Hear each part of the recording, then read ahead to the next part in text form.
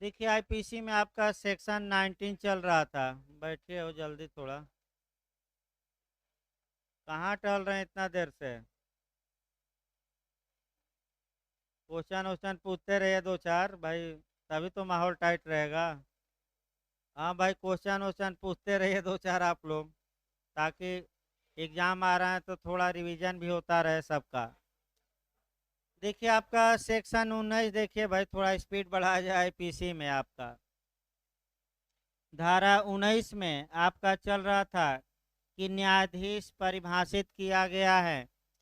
अब न्यायाधीश में देखिए दो तीन क्वेश्चन आपका बनता है कि यहाँ जो न्यायाधीश या जज की पिछली बार 2015 यूपीएपीओ में आ चुका है, ये रिपीट कर सकता है, कई राज्यों में पूछा भी जाता है।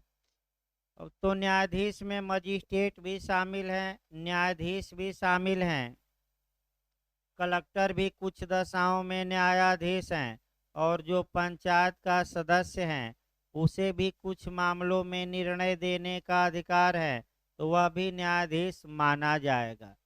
अब जो एलिस्टेशन पूछा जाता है, कौन न्यायाधीश नहीं है, तो इसमें सतर्क रहना है। चौथा जो एलिस्टेशन है, यानी कि जिस मजिस्ट्रेट को केवल मामला कमिट करने का पावर है, निर्णय देने का पावर नहीं है, वह मजिस्ट्रेट यहाँ धारा 19 के तहत क्या न्यायाधीश माना जाएगा कि नहीं? नहीं। अब धारा 20 आ जाइए। सेक्शन 20 में आपका ये न्यायालय परिभाषित है। यहाँ जो न्यायालय की परिभाषा दी गई है, एक क्वेश्चन बस बन सकता है, दो क्वेश्चन प्री में, कि कोर्ट को कहाँ परिभाषित किया गया है, तो आपका जवाब रहेगा ये सेक्शन 20 में। दूसरा क्वेश्चन, कोर्ट किसे कहा जाएगा? न्यायाधीशों को, कि आपका उस स्थान को। तो स्थान से कोर्ट का मतलब नहीं है, उसको भले अलग से लिख लीजिए। न्यायालय, किसी न्यायालय का तात्पर्य किसी स्थान से नहीं है बल्कि व्यक्ति से है। स्पष्ट लिखिए, ये कचहरी न्यायालय नहीं है इस आईपीसी के लिए, हाई कोर्ट न्यायालय नहीं है, बल्कि वह व्यक्ति हैं। यानी कि व्यक्ति जहां न्यायिक कार्य करने लगे वहीं न्यायालय है। अगर रोड पर भी अदालत लगा दे तो वहीं न्यायालय हो गया। घर पर न्यायिक कार्य करने लगे जज तो वहीं न्यायालय। तो यहाँ जो न्यायालय शब्द की परिभाषा है, वह स्थान से कोई मतलब नहीं है, बल्कि न्यायिक कार्य से मतलब है, प्रशासनिक नहीं। सतर्क रहिए, कौन सा कार्य? तो जो व्यक्ति जहां न्यायिक कार्य प्रारंभ कर देगा वहीं क्या कहलाएगा? न्यायालय। तो मान लीजिए बीच सड़क पर जज साहब न्याय करने के लिए बैठ गए, तो वह न्यायालय धारा 20 में माना जाएगा कि नहीं? माना जाएगा। बिल्डिंग से ना जाएगा बिल्डिंग पर। यानी कि आपका 21 आ जाइए। 21 से एक क्वेश्चन आपका बनता है, पब्लिक सर्वेंट या लोक सेवक। देखिए कैसे क्वेश्चन बनता है, और एक केस याद रखना है आपका, कह सकते हैं, और AR अंतुले का, और बनाम RS नायक का। तो देखिए क्वेश्चन का मॉडल निकाला जाए भाई। पहला क्वेश्चन ये बनता है कि पब्लिक सर्वेंट को डिफाइन कहाँ किया गया है, तो सेक्शन 21 में मार्क कराइए। दूसरा क्वेश्चन आपका ये बना है, BHULL में बना है और आपका MP में भी, कि धारा 21 में 12 क्लाज हैं। अब कॉन्सेप्ट बनाइए, पूरा नहीं पढ़ना पड़ता। धारा सेक्शन 21 में 12 क्लाज हैं।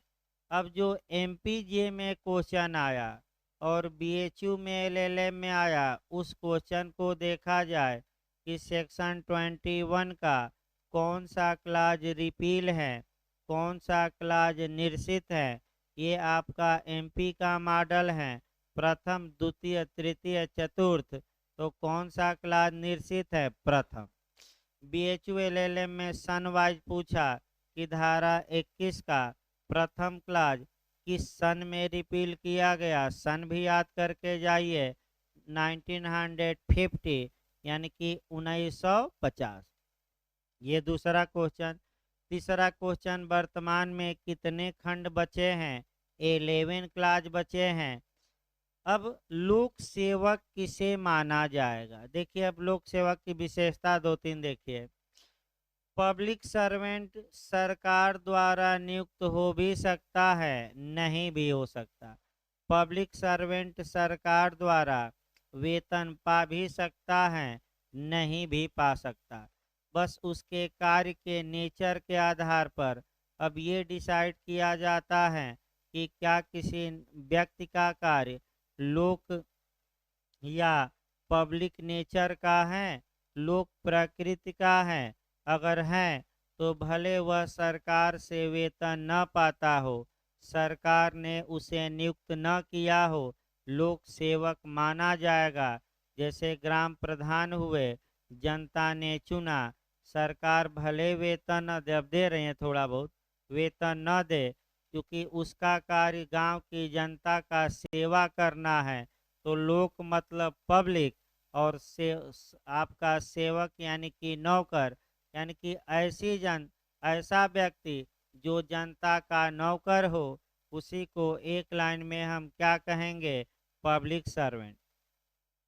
ये सरकार द्वारा, फिर याद रखिए, नियोजित हो भी सकता है, नहीं भी, वेतन पा भी सकता है, नहीं भी, कार्य के आधार पर बंटवारा किया गया है। जैसे कि आपका ग्राम प्रधान है, ये जनता द्वारा चुना गया है, ये सरकार का सेवक नहीं है, लेकिन सेक्शन 21 में पब्लिक सर्वेंट हैं। जैसे न्यायाधीश हैं, सरकार का सेवक कल भी बताया गया था, नहीं है, लेकिन धारा 21 में सुप्रीम कोर्ट से लेकर लोअर कोर्ट के न्यायाधीश आपका पब्लिक सर्वेंट माने जाएंगे कि नहीं माने जाएंगे। देखिए जो लोक सेवक होते हैं, अब आगे बढ़िए, इसको कोरिलेट किया जाए। अब एमएलए और मंत्री और मुख्यमंत्री तथा प्रधानमंत्री देखा जाए तो आर.एस. नायक बनाम ए.आर. अंतुले के केस में ये बताया गया कि जो एमएलए या जो एमपी होते हैं वह लोक सेवक नहीं है, लेकिन जो मंत्री हो गए हैं सरकार में, चाहे राज्य सरकार या केंद्र सरकार में, उन्हें न्यायालय ने लोक सेवक माना। तो यही क्वेश्चन बार बार पूछा जाता है कि कौन लोक सेवक है, दे देगा एमएलए या एमपी, दूसरा दे देगा केंद्र या राज्य सरकार के मंत्री, आपका दोनों, इनमें से कोई नहीं। तो जो अंतुले का केस आया उसमें व्याख्या की गई, और व्याख्या में सुप्रीम कोर्ट ने ये बताया कि मंत्री तो पब्लिक सर्वेंट धारा 21 में है, लेकिन एमपी एमएलए नहीं है, ये याद रखिएगा।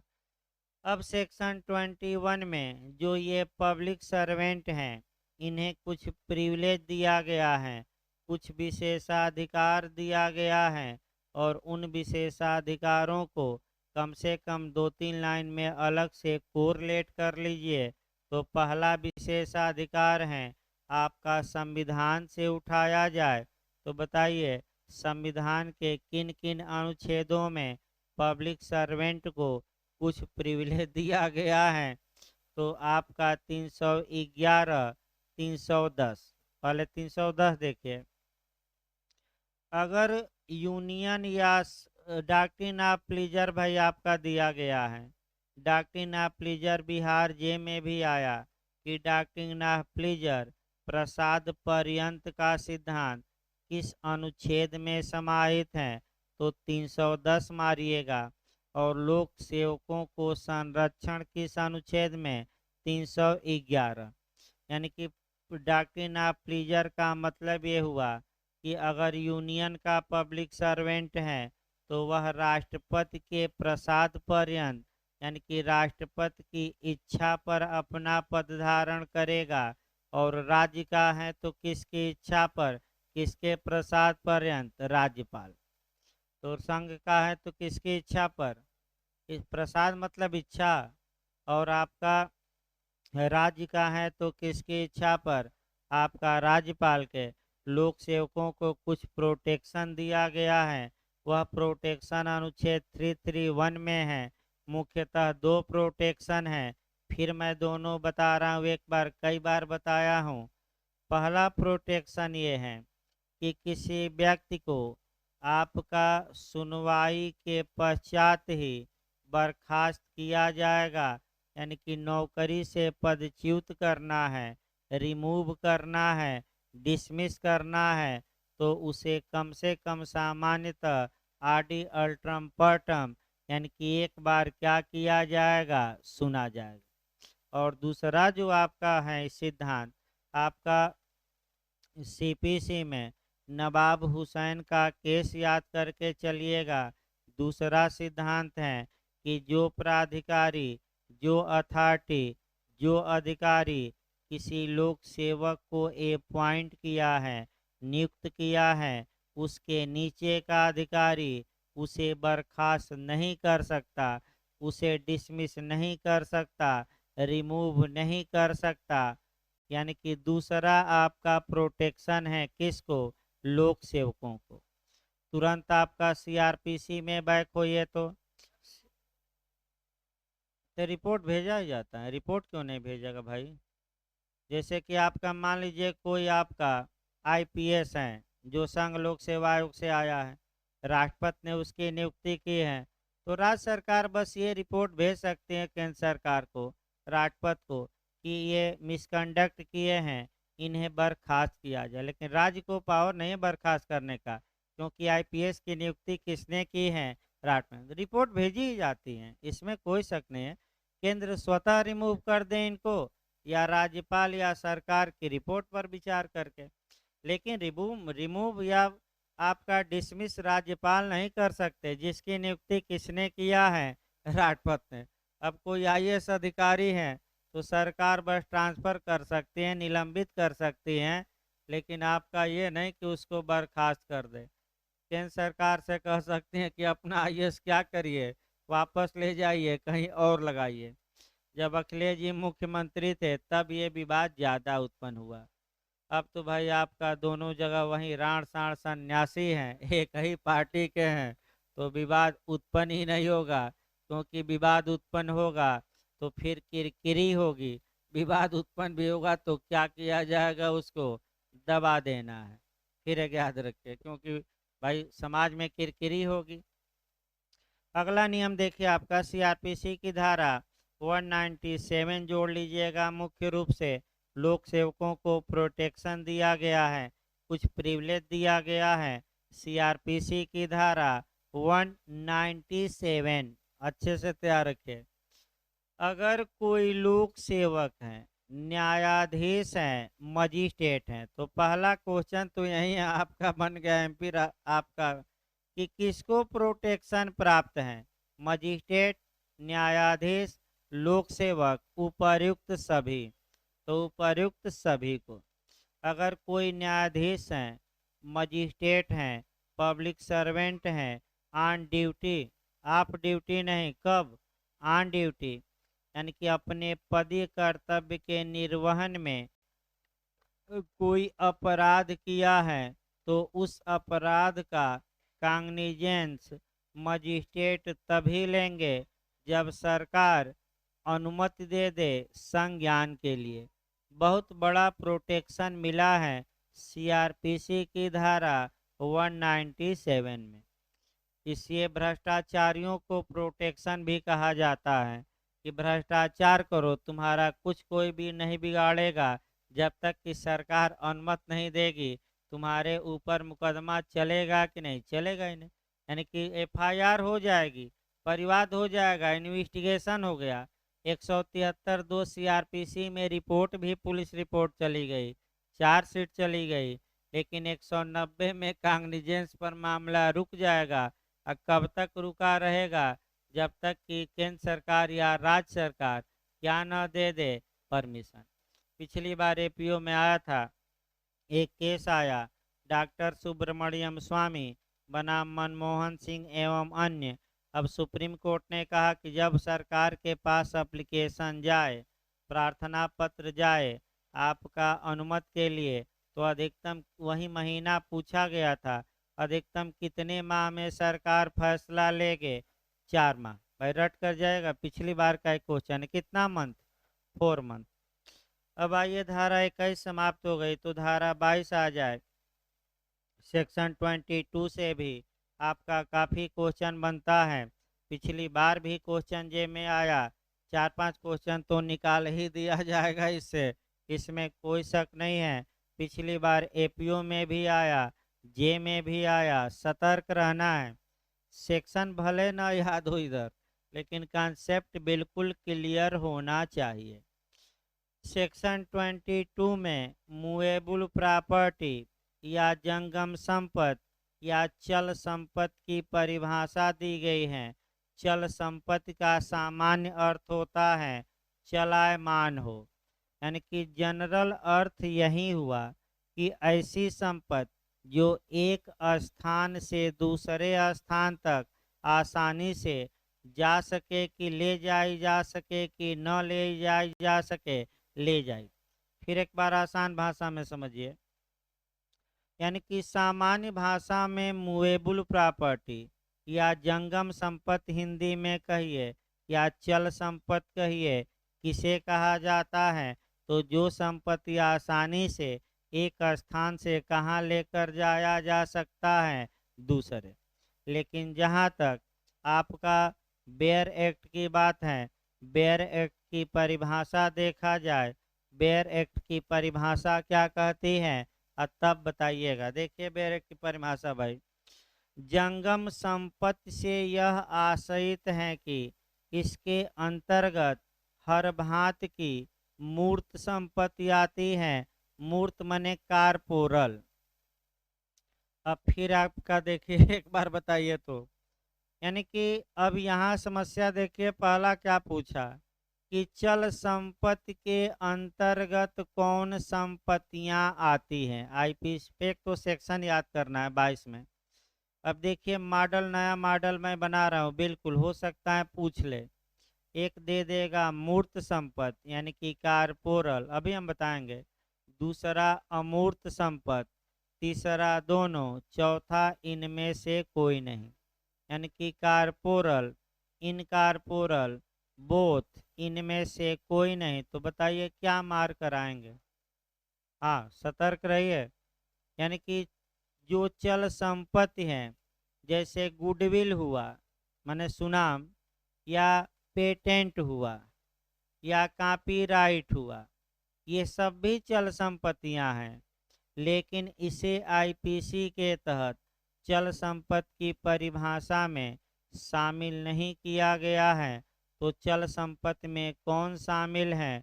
जो कारपोरल हो या जो मूर्त हो। अब अगला नियम ये आया कि मूर्त संपत्ति किसे कहा जाएगा?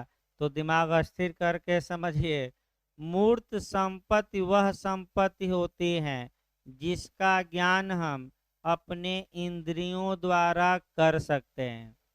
तो बताइए, एविडेंस में थोड़ा तो बताया गया था। फैक्ट दो प्रकार के हमने बताया था, एक फिजिकल और दूसरा मेंटल। तो फिजिकल फैक्ट कौन होंगे जिनका नॉलेज हम किसके द्वारा कर सकते थे? इंद्रियों द्वारा। तो शरीर में 5 इंद्रियां हैं, अगर उसके द्वारा हम बोध कर सकते हैं किसी चीज का, तो वह मूर्त संपत्ति हुई। और मूर्त संपत्ति ही क्या मानी जाएगी? चल। तो 5 इंद्रियां बताइए पहले आपका, जैसे कि जिह्वा हो गई आपका, दूसरा आपका आँख हो गई, तीसरा कान हो गया, चौथा त्वचा हो गई, पांचवा नाक हो गया। अगर इनके द्वारा किसी संपत्ति को हम बोध कर सकते हैं तो ये मूर्त संपत्ति कहलाती हैं और ये चल मानी जाएगी। अब दिमाग आपको ये लगाना है कि भाई मकान को भी हम देख रहे हैं, आपका कह सकते हैं कि पेड़ को भी देख रहे हैं, ये भी मूर्त संपत्ति है, तो क्या ये चल मान ली जाएगी? तो अगला अभी पूरा वाक्य हुआ नहीं। अब फिर एक बार देखिए, सामान्य नियम ये निकला कि जितनी प्रकार की वस्तुएं जिसका बोध या ज्ञान हम पांच इंद्रियों में से किसी के द्वारा कर सकते हैं वह चल संपत्ति मानी जाएगी। लेकिन जैसे ही बट परंतु लेकिन लग गया, यानी कि कुछ न कुछ समस्या तो आ ही गई। जैसे कि आपका विवाह का वादा भी बताया जाए, अभी फिर कल बताया भी जाएगा। ए ने बी से विवाह का वादा किया लेकिन लगा दिया, तो लेकिन सबसे खतरनाक है। लेकिन का मतलब ये लगाया कि मैं तुमसे विवाह तभी करूंगी जब तुम सेलेक्ट हो जाओगे। तो जब तक बबुआ सेलेक्ट न हो जाए, यानी कि बिहार में बउआ कहा जाता है, तब तक विवाह होगा कि नहीं। शर्त लगी है कि पहले सेलेक्ट हो और तब क्या होगा, विवाह। तो उसी प्रकार लेकिन बड़ी खतरनाक होता है। क्यों ऐसा वादा किया जाता है? क्योंकि घर वाले स्वीकार करें कि न करें, कह दें कि निकम्मे से शादी करोगी, भाई तमाम बातें हैं, इसमें कोई शक नहीं है भाई। घर वाले स्वीकार करें न करें, पहली शर्त तो ये रहती है। दूसरा ये रहता है कि हो सकता है घर वाले भाई अच्छा खानदान खोजे हों, ये भी हो सकता है। तो तमाम समस्याएं हैं, उससे सामाजिक ये समस्याएं हैं, समाज में घटित होती रहती हैं। आपका इसमें कोई शक नहीं है, समाज आप लोग देख ही रहे हैं, बताना क्या है आपका, इसमें कोई शक नहीं है। जो सामाजिक बातें हैं, अच्छी बातें हैं, वहीं बताई जाती हैं। किसी के भाई पर्सनल व्यू से हमें मतलब नहीं है कि आप व्यक्तिगत राय क्या रखते हैं।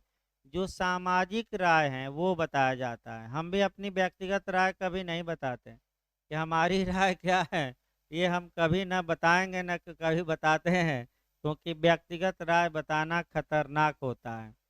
भाई जैसे कोई कहे कि क्या हम लोग शादी कर लें, तो आपकी जैसी इच्छा। हम क्यों राय व्यक्त करें भाई, हम क्यों राय व्यक्त करें अपना। अगला देखिए आपका लेकिन लग जाता है तो बड़ी खतरनाक होता है जीवन में भी। एक दो और मैं उदाहरण बताया था, देखिए फिर देख रहा हूँ उब गए हैं पीछे वाले। देखिए बाबा का भी उदाहरण मैं बताया था, फिर एक बार बता रहा हूँ ताकि थोड़ा भाई बीच बीच में उदाहरण वैसे भी कम हो गए हैं काफ़ी, देख ही रहे हैं एविडेंस में एक भी नहीं चला। लेकिन एक दो दो उदाहरण एक दो मिनट जरूरी होते हैं बीच में, ताकि दिमाग जो पढ़ते पढ़ते आपका थक गया है वो रिफ्रेश हो जाए। तो तुरंत एक धारा बताइए, मेमोरी रिफ्रेश एविडेंस की 21 धारा में, तो 159। तो एक धारा ऐसे याद हो गई 159, तो मेमोरी रिफ्रेश करके साक्ष्य देगा तो अगली धारा बढ़ जाएगी 160, और उसका एक क्रॉस एग्जामिनेशन होगा तो अगली धारा 161। तो तीन धाराएं तो ऐसे ही उदाहरण पर तैयार हो गई। एक बाबा थे और उन वह मान लीजिए बरबीसा बीसा बीसा, यानी कि 60 साल के हो गए थे, उनका विवाह हुआ नहीं।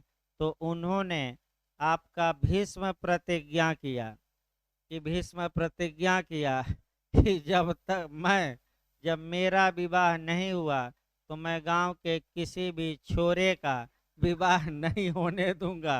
यानी कि किसी भी बउआ का, चूंकि बिहार के भी लोग पढ़ते हैं तो उनको भी समझ में आए भाई, किसी भी बउआ का विवाह नहीं होने दूंगा।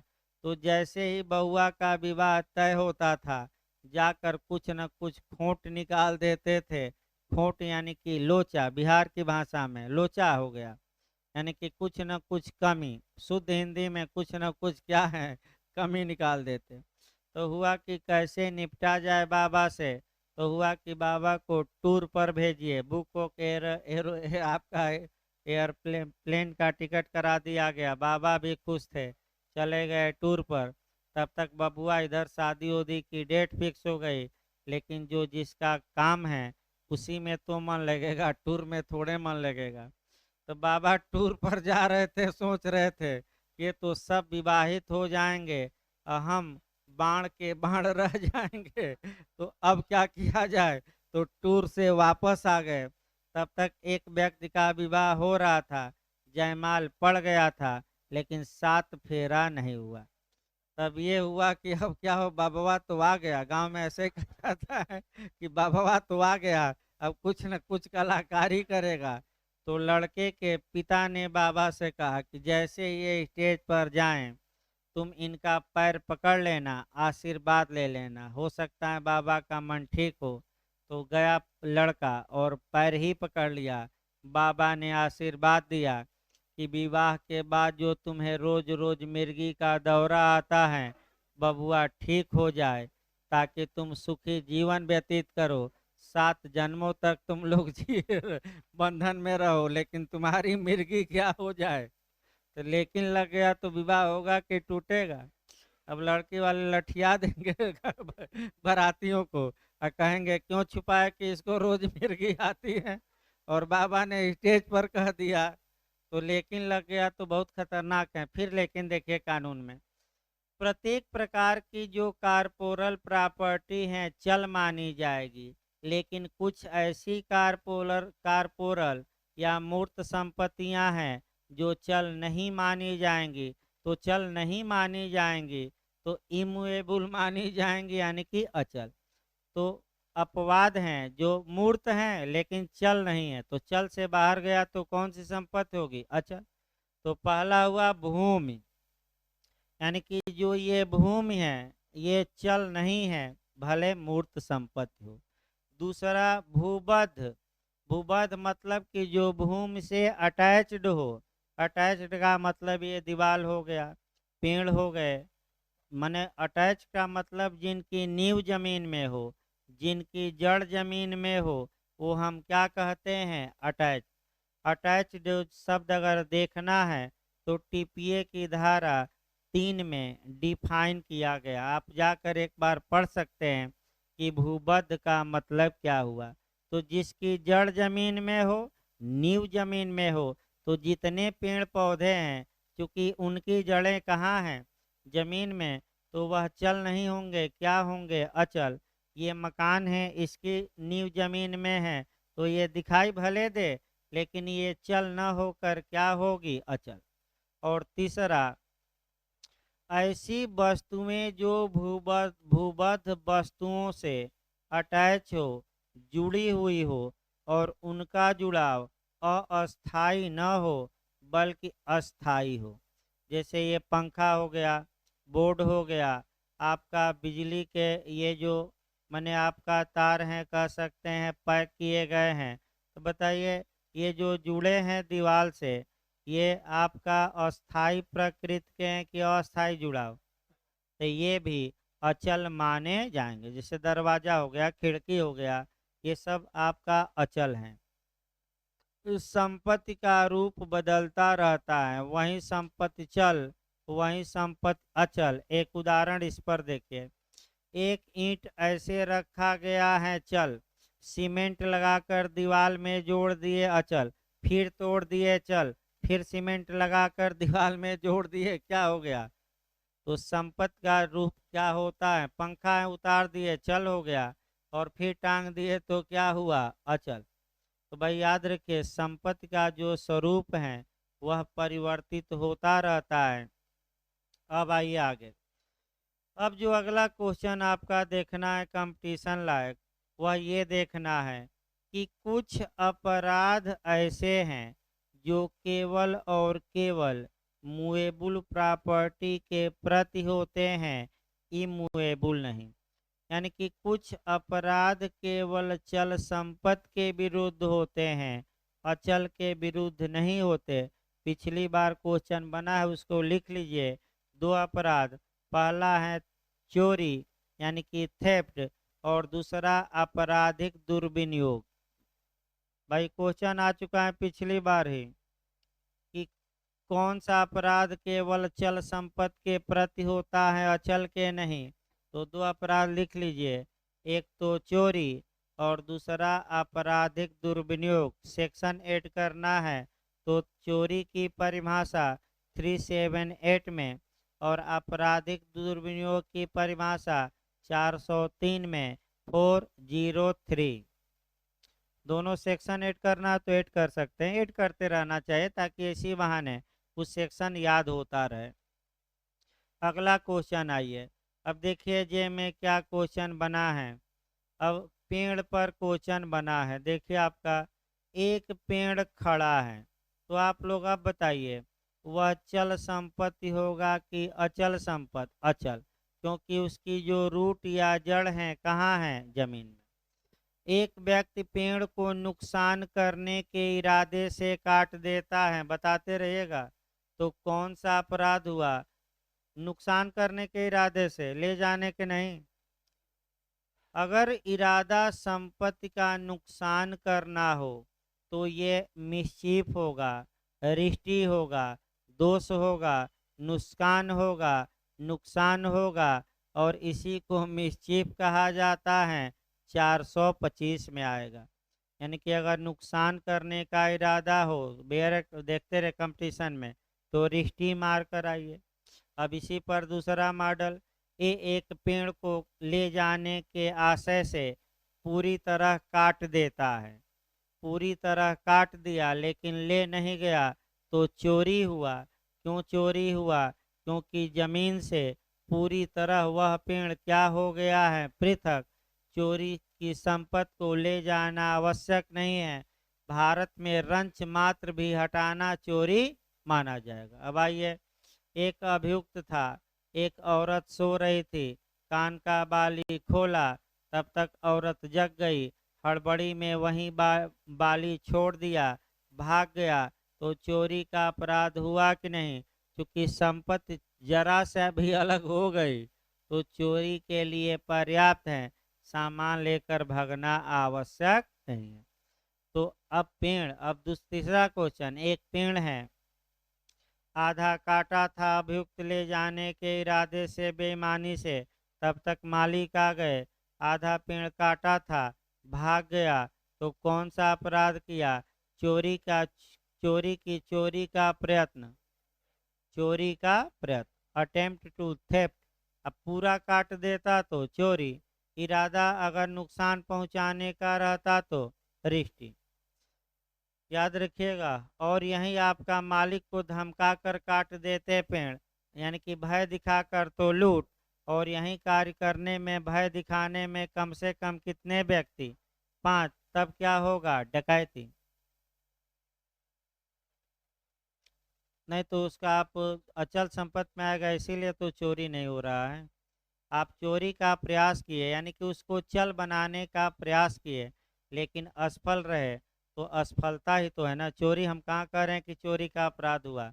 ये तो अटेम्प्ट टू क्या हुआ? थेफ्ट हुआ। आगे बताया जाएगा कंसेप्ट। आइए सेक्शन 23 पर आ जाए भाई, ये आपका हो गया। तो सेक्शन 23 देखा जाए, 23 से भी क्वेश्चन बनता है। 23 और 24 से पिछली बार भी क्वेश्चन बना था। देखिए जो पढ़ाया गया क्वेश्चन बनता है इससे, भले सेक्शन से इधर से न आए, लेकिन जो समस्या बताई जा रही हैं, जो सेक्शन कोरिलेट किए जा रहे हैं, उनसे क्वेश्चन बना है। पिछली बार बना था, जे में बता दिया जाए क्या कौन सा अपराध केवल चल संपत्ति के विरुद्ध होगा? आपराधिक दुर्विनियोग, बना ही था। अगला देखिए 23 में 4 शब्दों को बताया गया है। एक सदोष अभिलाभ, यानी कि रांगफुल गेन। रांगफुल गेन का मतलब गलत तरीके से बेनिफिट प्राप्त करना, गलत तरीके से, दोषपूर्ण तरीके से लाभ पाना। दूसरा शब्द है सदोष हानि।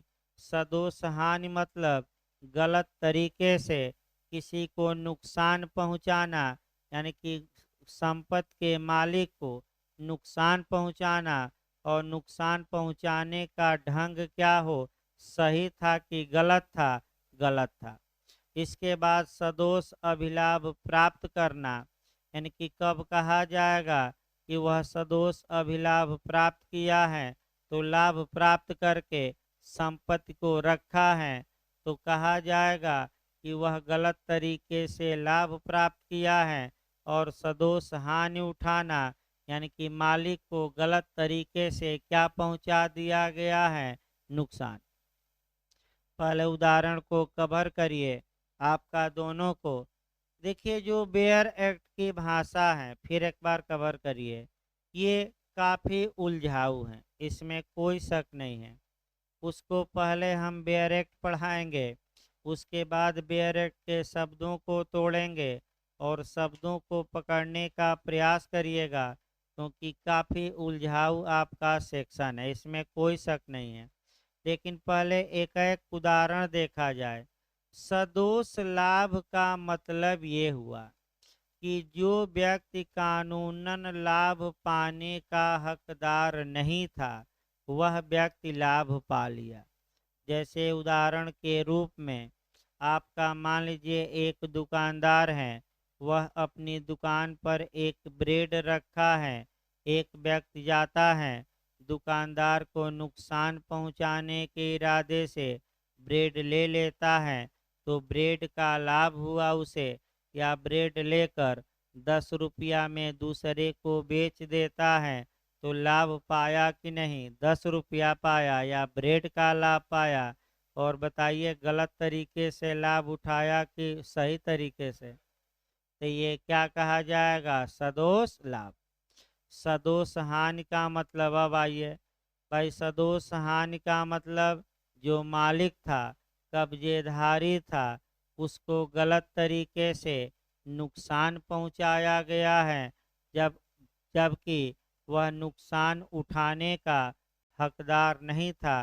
तो सबसे अच्छा ब्रेड वाला ही उदाहरण देखिए। ये एक व्यक्ति है, एक दुकान से ब्रेड उठाता है इस आशय से कि मैं दुकानदार को ब्रेड का पैसा नहीं दूंगा, तो बताइए दुकानदार को सदोष हानिकारित की गई कि नहीं की गई? गलत तरीके से नुकसान पहुंचाया गया। और मान लीजिए ब्रेड 10 रुपये का था, तो कितने रुपए का नुकसान पहुंच गया? 10 रुपया। अब अगला क्वेश्चन आपका केस पढ़ा जाता है, बेयरट नहीं शुरू किया गया, इसके बाद इस केस के बाद होगा। अगला जो केस पढ़ा जाता है, मेंस में भी 2 बार आ चुका है, प्री में भी आ चुका है, और वह आपका बेईमानी से या सेक्शन 24 से है, क्योंकि इसी आधार पर सेक्शन 24 से क्वेश्चन बनता है। Ken Mehra versus state of Maharashtra का केस है। देखिए इसमें क्या हुआ था, बता दिया जाए तब सेक्शन चला जाए। नहीं, महाराष्ट्र राज्य है भाई। केन मेहरा का केस है। इस केस में केन मेहरा भारत सरकार का एक जहाज उड़ाकर बिना सरकार की सहमत के पाकिस्तान ले गया था। पाकिस्तानी सरकार ने जहाज को जब्त कर लिया और केन मेहरा को भारत को लौटा दिया। केन मेहरा पर आपका भारत सरकार की जहाज की चोरी के लिए मुकदमा चला। केन मेहरा ये तर्क ले रहा था कि हजूर, भले सरकार को जहाज का नुकसान हमने पहुंचाया गलत तरीके से, लेकिन हम चोर थे, अभियुक्त हैं, हमें तो कोई लाभ ही नहीं हुआ। और बेईमानी तब कही जाएगी जब मालिक को कुछ नुकसान हो और चोर को कुछ क्या हो? लाभ।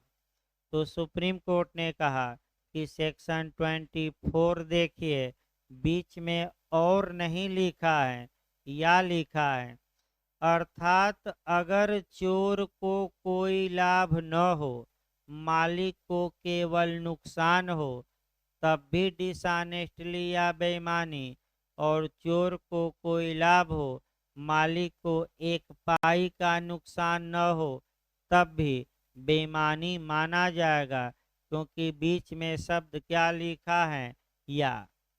तो यहाँ भारत सरकार को नुकसान तुमने पहुँचाया, गलत तरीके से पहुँचाया, भले तुम्हें एक पाई का फायदा न हुआ हो, तुम बेईमानी किए हो, सदोष हानि किए हो, अतः चोरी के लिए, जहाज की चोरी के लिए क्या होंगे?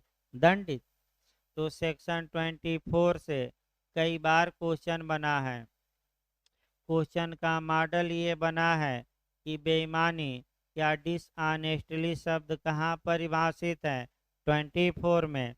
अब यहाँ जो पिछली बार का क्वेश्चन है जे का, कि बेईमानी, अगर संपत्ति हटाते समय बेईमानी का इरादा हो, यानी कि तात्कालिक, तब चोरी कराइएगा, और पश्चातवर्ती इरादा बेईमानी का हो, सब्सिक्वेंट इंटेंशन डिसऑनेस्टली हो तो 403 का अपराध कराइएगा, आपराधिक दुर्विनियोग। तो क्वेश्चन ये बना कि आपराधिक दुर्विनियोग में आशय होता है बेईमानी का, पूर्ववर्ती पश्चातवर्ती दोनों, इनमें से कोई नहीं। तो आपराधिक दुर्विनियोग में कब होता है? पश्चातवर्ती। जे में आया था क्वेश्चन, और यहाँ से क्वेश्चन लगातार बनता है। तो फिर एक बार बैक होइए 23 पर, तब 24 अपने आप आ जाएगी। देखिए भाई, आपका बेयर एक्ट की थोड़ा भाषा पढ़िए। बेयर एक्ट देखिए, रांगफुल गेन कब कहा जाएगा? सदोष अभिलाभ विधि विरुद्ध साधनों द्वारा ऐसी संपत्ति का अभिलाभ है जिसका वैध रूप से हकदार अभिलाभ प्राप्त करने वाला व्यक्ति न हो। यानी कि अगर हम बेयर एक्ट तोड़ते हैं तो कोई व्यक्ति है जो गलत तरीके से अब किसी संपत्ति का में लाभ प्राप्त किया है, और जो व्यक्ति लाभ प्राप्त किया है वह वैध रूप से, यानी कि वह कानूनी रूप से उस लाभ को पाने का हकदार था कि नहीं था, नहीं था। यानी कि गलत तरीके से आपने किसी संपत्ति काल में लाभ प्राप्त किया, संपत्ति में बेनिफिट प्राप्त किया, और जो व्यक्ति ऐसा बेनिफिट पाया है कानूनी रूप से, वह उस बेनिफिट को पाने का हकदार था कि नहीं था, नहीं था। इसका मतलब ये हुआ कि मान लीजिए एक चोर है, आपका एक दुकान पर जाता है, बिना पैसा दिए हुए ब्रेड उठाकर भागता है, पकड़ लिया जाता है। तो ऐसी दशा में आपका कह सकते हैं ब्रेड वापस, तो भले आपका एक पाई का लाभ नहीं तो सदोष आपका हानि में आ जाए। पहले लाभ में देखा जाए ना, ये दूसरा उदाहरण हो गया, लाभ पहले दिखाया जाए, सदोष लाभ। इसी उदाहरण में दोनों चला जाए। एक व्यक्ति है, एक दुकान पर जाता है, एक ब्रेड उठाता है चुपके से, और चुपके से ब्रेड उठाकर आपका ले जाता है, और 10 रुपया में बेचकर 10 रुपया का क्या पा लेता है? लाभ। तो आप लोग बताइए कि ये जो व्यक्ति ने ब्रेड उठाया था और लाभ संपत्ति में यानी कि ब्रेड में प्राप्त किया है बेचकर, तो क्या वह व्यक्ति गलत तरीके से लाभ पाया है कि सही तरीके से? गलत तरीके से। और क्या वह चोर कानूनी रूप से उस संपत्ति का लाभ पाने का हकदार था कि नहीं? नहीं था। तो हम कहेंगे कि चोर ने क्या किया है? सदोष लाभ। यानी कि ये सदोष हानि सीधे इसका उल्टा होगा। अब पहले बेयर एक्ट की भाषा देखिए। सदोष हानि विधि विरुद्ध साधनों द्वारा ऐसी संपत्ति की हानि है जिसका वैध रूप से हकदार हानि उठाने वाला व्यक्ति हो। यानी कि जिस व्यक्ति को नुकसान पहुंचाया गया है, कानूनी रूप से वह व्यक्ति उस संपत्ति का हकदार था, लेकिन गलत तरीके से उस संपत्ति का उसे क्या पहुंचा दिया गया? नुकसान। यानी कि कुल मिलाकर ये हुआ कि जो व्यक्ति कानूनी रूप से आपका हकदार था संपत्ति का, उस व्यक्ति की संपत्ति को गलत तरीका अपनाकर क्या पहुंचा दिया गया है? नुकसान। तो ब्रेड वाला उदाहरण देखिए, जैसे कि ब्रेड 10 रुपये का था, दुकानदार वैध रूप से हकदार था कि वह हानि न उठाए, यानी कि कोई ग्राहक आए तो 10 रुपया ले और सामान बेचे, लेकिन आपने क्या किया? उसे हानि पहुंचा दिया, यानी कि ब्रेड को लेकर आप भाग गए। तो कितने का हानि पहुंचाए? 10 रुपया। गलत तरीके से पहुंचाए कि सही तरीके से? गलत तरीके से। सही नहीं।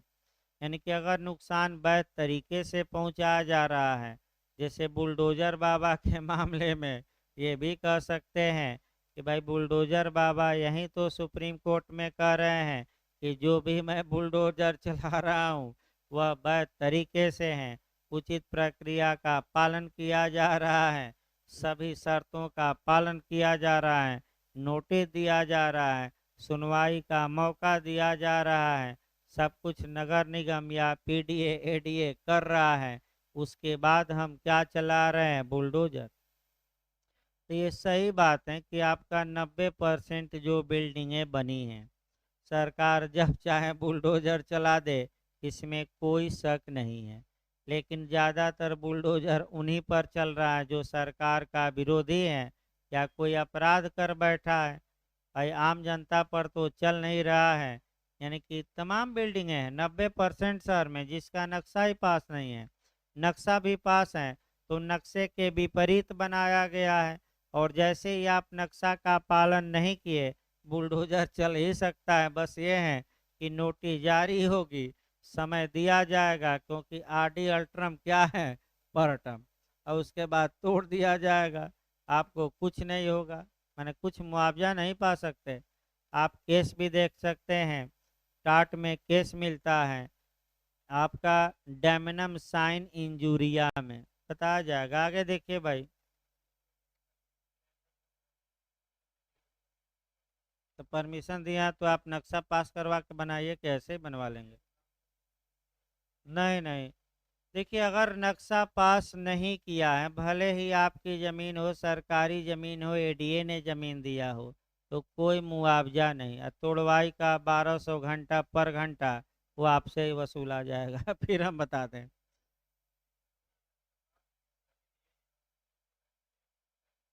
हाँ, तब कहाँ तोड़ा जाएगा? तब तोड़ा जाएगा तो कोर्ट तो आपका रुकवा ही देगा तोड़ने से।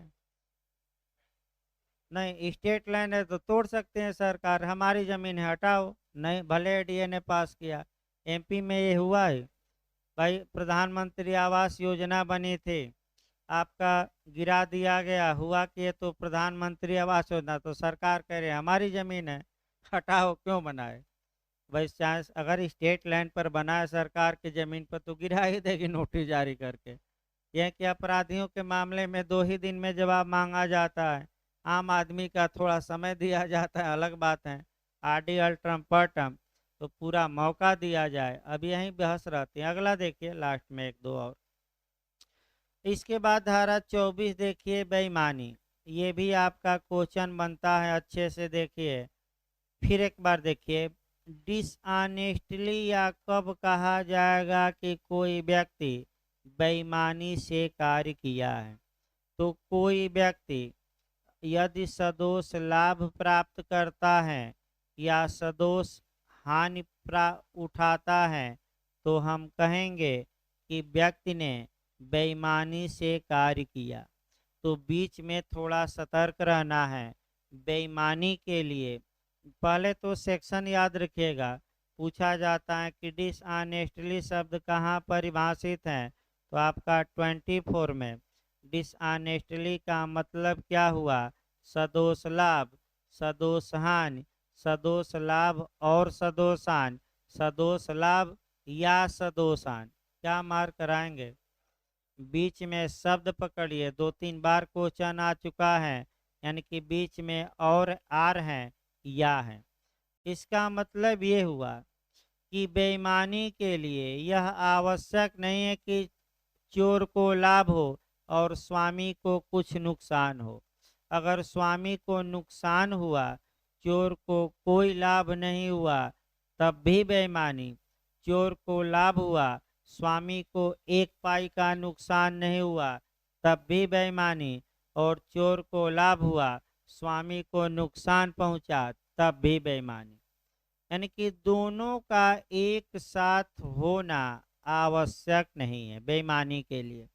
सबसे उत्तम उदाहरण आपका केन मेहरा का मिलता है, जो मेंस में भी 2 बार बन चुका है, कि चोर को 1 पाई का लाभ नहीं हुआ क्योंकि जहाज को किसने जब्त कर लिया था? पाकिस्तान की सरकार ने। लेकिन सरकार को तो गलत तरीके से नुकसान पहुंचाया गया और जहाज का नुकसान हो गया, तो बताइए सदोष लाभ इसमें हुआ कि सदोष हानि की दोनों? सदोष हानि। फिर भी बेईमानी माना जाएगा कि नहीं? माना जाएगा। और बेईमानी के लिए दोनों का एक साथ होना आवश्यक नहीं। तो बीच वाला शब्द याद रखिए, यही गलती होता है, या रहेगा कि और या, सदोष लाभ या सदोष हानि। अब अगला क्वेश्चन जो जे और एपीओ में बना है उस पर आ जाए। अगर संपत्ति किसी के कब्जे में है, यानी कि पोजीशन में है, और उस कब्जे से चल संपत्ति को आप हटाते हैं और तात्कालिक आशय हटाते समय इरादा बेईमानी का था, तो ये चोरी मानी जाएगी। और अगर संपत्ति किसी के कब्जे में है, हटाते समय संपत्ति को इरादा बेईमानी का नहीं था, बाद में इरादा बेईमानी का हो गया, यही कंसेप्ट बनाए रखिएगा, बहुत अच्छा एक क्वेश्चन निश्चित बनता है, तो वह चोरी न मानकर आपराधिक दुर्विनियोग माना जाएगा। आइए छाता वाला उदाहरण देखा जाए भाई, छाता या चप्पल जूता वाला भी उदाहरण देख सकते हैं, छाता वाला उदाहरण चेंज किया जाए। ये एक व्यक्ति हैं जो छाता अपना रखा है, दो चार छाते और रखे गए हैं, बीबी अपना छाता रखा है, आपका बारिश बंद नहीं हो रही है, ये बाहर निकलता है और छाता देखता है और देखता है कि ये नया छाता है, बी का छाता है, और बी का छाता उठाकर चंपत हो जाता है। तो आप लोग बताइए, जिस समय ये छाता उठा रहा था, क्या उसका इरादा गलत था? क्योंकि वह जानता था कि ये मेरा नहीं है बल्कि किसका है। तो संपत्ति हटाते समय इरादा क्या था उसका? बेईमानी का। तो कौन सा अपराध इसमें होगा? चोरी।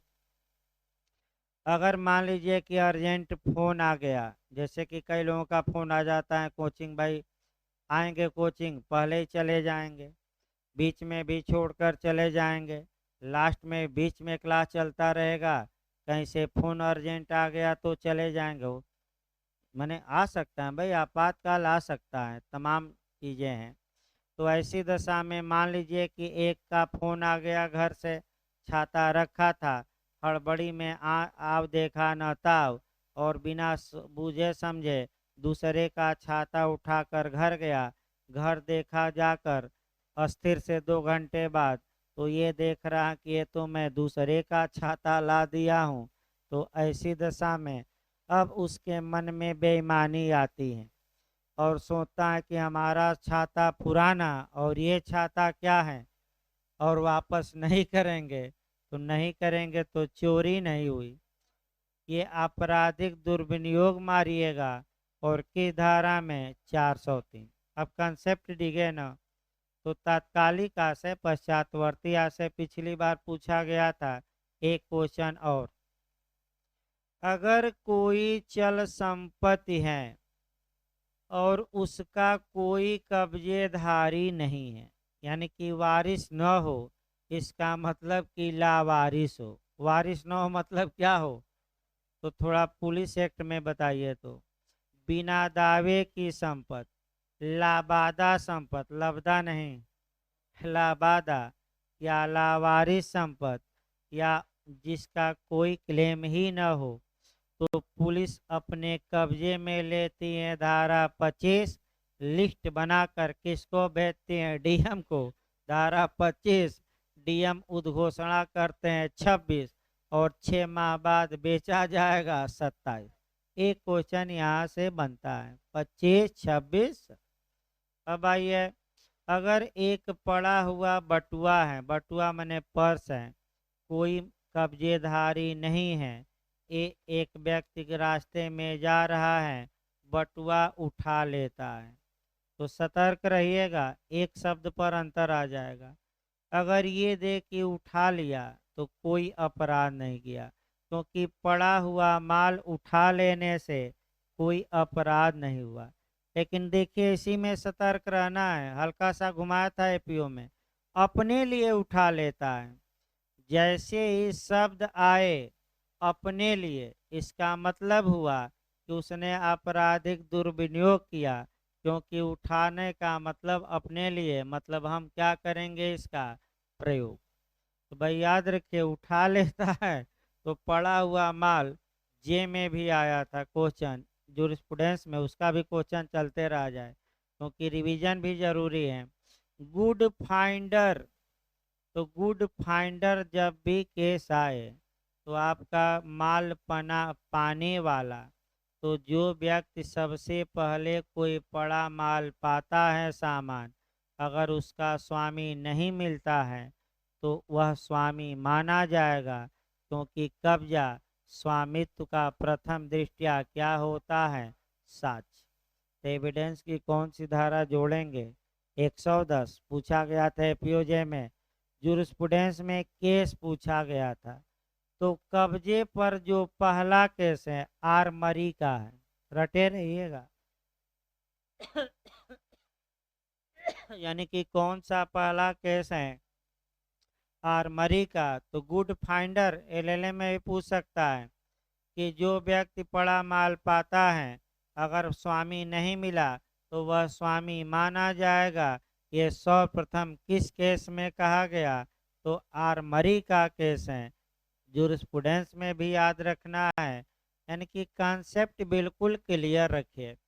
इसके बाद 25-24 के बाद 25 आपका कपट पूर्वक एक लाइन पूछा जाता है, कहाँ परिभाषित है 25 में।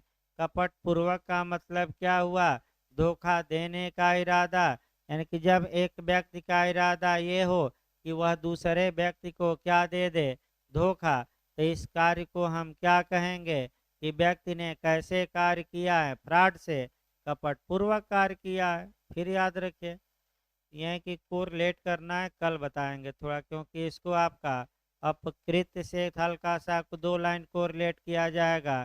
कॉन्ट्रैक्ट की धारा 17 से करना है, यानी कि फ्रॉड को। चलिए कल बताया जाएगा भाई, थोड़ा 25, 26, 27 से भी फिर क्वेश्चन बनता है। इधर इधर क्वेश्चन आपका बनते हैं, किया क्या जाए भाई। समस्या ये है कि इधर से कई क्वेश्चन अचीव होते हैं।